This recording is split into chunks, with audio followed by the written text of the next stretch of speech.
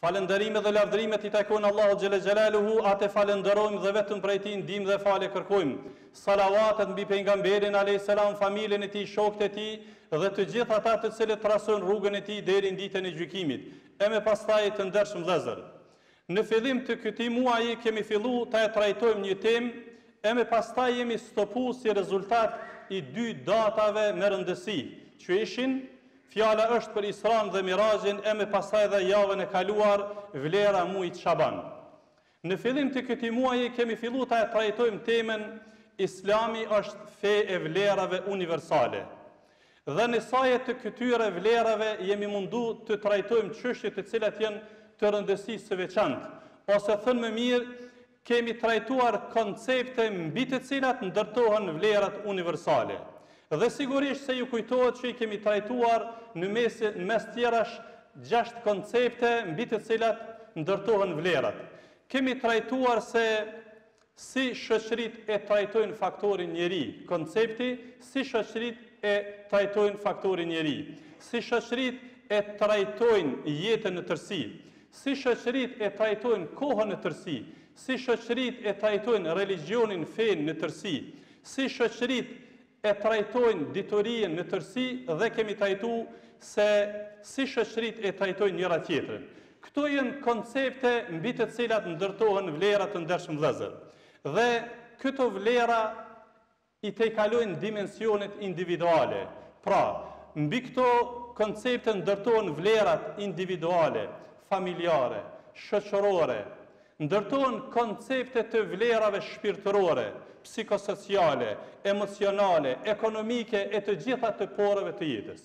Por jo vetëm kaq. Të ndershëm vëllezër, mbi këto koncepte ndërtohen edhe vlerat jetike, ose thënë më mirë, në këto koncepte ka jetë dhe ka gjallëri. Prandaj nxjerrim edhe një mësim se në të gjitha mesazhet hyjnore tejkalohen dimensionet e individualizmit. Pra, përveç individuales, mesazhet hyjnore synojnë edhe familjen dhe shoqërinë. Synojnë ato 3 koncepte ose 3 formula ose 3 vlera që janë të ndërtuar në to të gjithë njerëzit. Pra, në këto koncepte ose të gjithë njerëzit janë të përbërë prej këtyre vlerave, prej komponentës shpirtërore, prej komponentës mentale dhe komponentës fizike. Andaj, nëse do ta kishim pyet secilin prej neve se cila prej këtyre 3 komponentave është e para, do ta ketë numrin 1. Me konsenzus përgjigjemi se pa atë që s'ka jetë është shpirti. E pastaj vije mendja, e pastaj vije trupi. Por sikur ta tërhiqim edhe një paralele për ta parashtruar edhe një pyetje. Për të gjithë ne, ku investojmë ne më shumë në këto 3 komponenta? Ku e derdhim energjinë tonë më shumëti në këto 3 komponenta? Në atë që kishte numrin 1, numrin 2 apo numrin 3? Sigurisht që për numrin 3 të gjithë jemi prapë në konsenzus se po e japmi krejt. Për trupin, për fizikusin, po e investojmë krejt. 8 orë dhe 8 orë punë, e pastaj knatësitë dhe ushqimia dhe fjetja dhe të gjitha për trupin. Po për numrin 2, sigurisht se pak. Po për numrin 1, këtu janë ankesat. Këtu dhe janë problemet. Pra, aty ku nuk ka jetë pa atë komponent, që të gjithë janë dakord, jo vetëm ne si musliman, por edhe konfesionet tjera fetare, por ata që janë ateist dhe të tjerë, të gjithë janë në dakord se pa shpirt s'ka jetë. Po sa investojmë për këtë komponent, mbetet që secili prej neve t'i merr përgjegjësitë. Prandaj të ndershëm vëllezër, themi se në koncepte të cilat janë hyjnore ka jetë dhe ka gjallëri. Sot do të jetojmë së bashku me një prej citateve koranore. Edhe pse koha nuk na mjafton t'i detajojmë gjërat, por po mundohemi që të frymëzohemi prej fjalëve të Allahut xhelle xhelaluhu për të pa edhe më vlerën e mesazhit të fundit. Se mesazhi i fundit, Kurani, siç kemi promovu, u drejtohet të gjitha komuniteteve, të gjithë njerëzve, të gjitha vendeve, nuk është i përcaktuar me kohën. Allahu thot në kapitullin El-Anfal në citatën 24. Ja ju helledhine amenu stajibu lillahi wa lirresuli idha da'akum lima yuhikum. O ju besimtar, ndëgjoni mesazhin mirë dhe të mundohemi bashkarisht të nxjerrim mësime. O ju besimtar, përgjigjuni Allahut dhe të dërguarit të tij kur ai ju fton. Nga hyrja e këtij citati të ndershëm vëllezër, kuptojmë se po vije diçka e madhe. Po vjen një sihariç i madh, po vjen një lajm shumë i madh, që Allahu xhelle xhelaluhu para 15 shekujve parafërsisht po e njofton njerëzimin se pa këtë komponent që do ta themi, pa këtë vlerë që do ta potencojmë, pa këtë standard s'ka jetë. Allahu po thot: o ju besimtar, përgjigjuni Allahut dhe të dërguarit të tij kur t'ju ftojnë lima yuhyikum, sepse aty është gjallëria, aty është jeta, aty është lumturia. Kështu do të ekzistoni, kështu do të jetoni. Të ndershëm vëllezër, vërtet pra ky citat është shumë madhështor.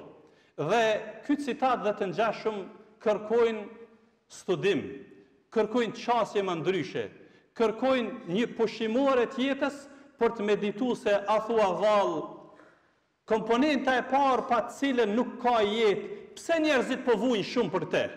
Pse të gjitha këto siklete? Pse të gjitha këto smundje mentale? Pse të gjitha këto problematika psikosociale? Pse turqefobi? Po thuaj të ndershëm vëllezër se sikur ky citat ka zbrit për kohën tonë. Pra kështu janë fjalët e Allahut. Nëse meditojmë mirë, po thuaj se Allahu këtë citat e ka zbrit edhe për kohën tonë. Pra, sikur ky citat të ndershëm vëllezër është edhe një shkëndiz në mesin e një tuneli që po i errësohet dikujt si individ ose familje ose shoqëri se çdo gjë është e errët. Jo, ky citat e gjallëri. Ky citat na sinjalizon, a don ta tejkalosh krizën? A don ta vazhdosh rrugën? A don të gjallërohesh, të jetosh i lumtur? Përgjigjja është, përgjigja Allahut dhe të dërguarit të tij. Vetëm kaq.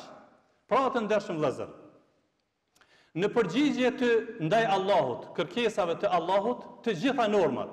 Pra në të gjitha normat që i ka kërku ligjvendësi, ka jetë dhe ka gjallëri.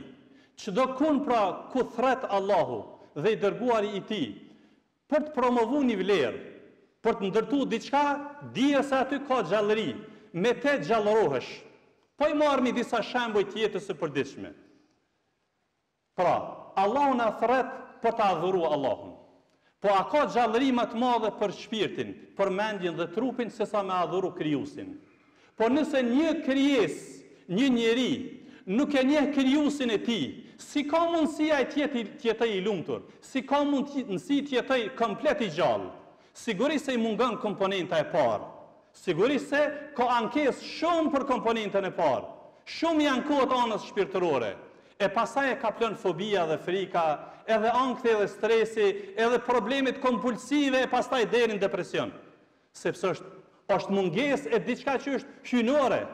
Pra është një material hyjnor që po i mungon. Prandaj të ndershëm vëllezër, jo vetëm kaq, por Kurani thret edhe në raportet ndënjerëzore. Pse bashkë këtë pozitë prindi në Islam? Pse me njëherë mas adhurimit Allahut urdhri për ta respektuar prindin? Wa qada rabbuka alla ta'budu illa iyyahu wa bil walidayni ihsana. Allahu ka pru vendim, mos e adhuroni askën tjetër posa Allahut dhe me njëherë pas kësaj silloni mirë me prindrit e juve. Urdhri për të sjell mirë ndaj prindërve me njëherë pas adhurimit të Allahut aludon që s'ka jetë pa te, s'ka lumturi pa te, s'mund t'i jetash ndryshe.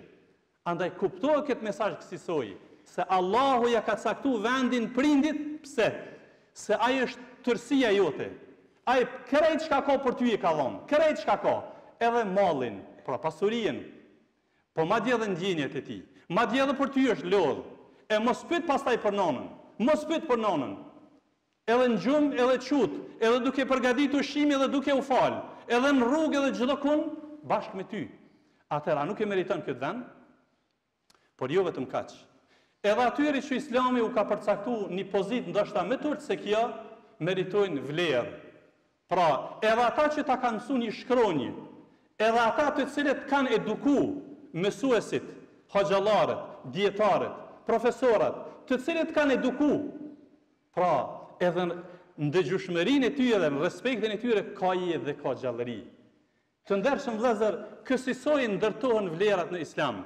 Kështu i ka parapo Islami këto vlera, pra e krejt ky mesazh jep me kuptu të ndershëm vëllezër se edhe më kemi nevojë të qasmi studimeve të këtij libri. Edhe më kemi nevojë të studiojmë mesazhet hyjnore për të kuptuar se ne jemi pa ata njerëz me atë format që Allahu i ka kriju prej kohrave. Mirë po, defekti është tek ne, sepse i kemi dhënë prioritet treshit para nishit. E gjithmonë nishi ka qenë numër 1, e dyshi ka qenë numër 2 edhe treshi numër 3. Por, kur njerëzit fillojnë të ndryshojnë formulat, atëherë domethënë janë ndryshuar edhe pozicioni i komponentave, që i bie se tërsinë epja shpirtit. Nëse ja ke dhënë shpirtit tërsinë, shpirti ta jep krejt ato që e ka, e pastaj njihet mirë edhe mendja, njihet mirë edhe trupi, njihesh mirë edhe ti si individ, po edhe ju si bashkëshort, edhe ju si familje, edhe ju si shoqëri në tërësi. Prandaj të ndershëm vëllezër, ky është një pjesë ose një shkëndijë nga ky mesazh, sigurisht se ka edhe të mira të shumta që do duhen nxjerr nga ky citat kuranor, por koha nuk na mjafton për më tepër, e them këtë që ndëgjuat kërkoj falje për vetvete dhe për ju, kërkoni edhe ju falje sepse Allah është falës i madh. Të ndershëm vëllezër, sigurisht që mesazhet kuranore e sidomos pjesa ku Allahu xhele xhelaluhu po e kurszon gjallërinë tonë me një standard të veçantë. Allahu pra shumë qartë po na thot o ju besimtar, nëse doni të gjallëroheni, të jeni të lumtur, nëse doni të tejkaloni problematikat e jetës t'ju, pra edhe në çdo kohë dhe në çdo vend që ju përballeni me sfida, edhe më keni nevojë të lexoni për Islam. Pra të ndershëm vëllezër, mesazhi i fundit i yni në këtë hutbë është se edhe më kemi nevojë ta njohim Islamin. Sa më shumë të zhytemi me e njoft Islamin, as më tepër nxjerrim margaritar të çmuar. Dhe këta margaritar do të na duhen neve vazhdimisht në jetë, sepse janë jetike. Është diçka që nuk jetohet pa te, sepse kështu pra është krijuesi ynë. Kështu është pra Zoti ynë. Çdo gjë që e ka parapo Zoti xhele xhelaluhu e ka parapo për këto 3 komponenta që i shtjelluam dhe tham ka konsenzus. Nuk janë vetëm për komponentën e parë normat në Islam, nuk janë vetëm për shpirtin, por janë edhe për mendjen, por janë edhe për trupin. Mirë po shumë e rëndësishme secilës komponent m'ia dhon vendin e duhur dhe me punu për te sa meriton, kësaj pra i ndërtojmë vlerat tona edhe shpirtërore, edhe humane, edhe sociale, edhe të dimensioneve të tjera. Lutim Allahun e Madhreshëm që na mundëson që t'i kuptojmë mesazhet e tija, lutim Allahun xhele xhelali që na mundëson që t'i jetojmë me mesazhet e tija, lutim Allahun që na udhëzon neve familjen tonë, shoqërinë tonë. Lutim Allahun që t'i shëron të smuarit tanë dhe t'i mëshiron të vdekurit tanë.